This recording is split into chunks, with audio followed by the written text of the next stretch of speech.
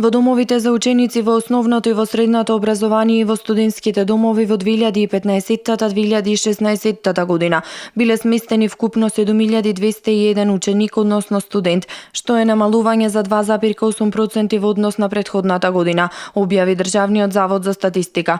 Во домовите за ученици кои посетуваат средни верски училишта во 2015-2016 година биле сместени 268 ученици. Со годишните извештаи се опфатени 37 домови. За ученици во основните училишта, за ученици во средните училишта, за ученици во средните верски училишта и студентски домови. Домовите за ученици и студентските домови обезбедуваат сместување, исхрана и воспитување на ученици и студенти за време на школувањето надвор од местото на постојаното живење на нивните родители или издржувачи.